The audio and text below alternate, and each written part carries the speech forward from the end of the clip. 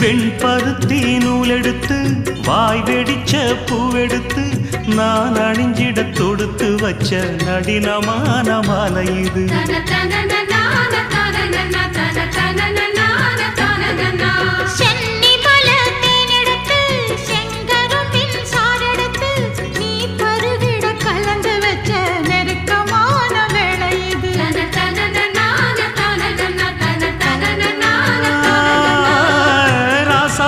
உடம்பிருக்கும் ரவிக்க துணி நானாக அன்னாடம் சூடி கொள்ள ஆசை வச்சாகாதா.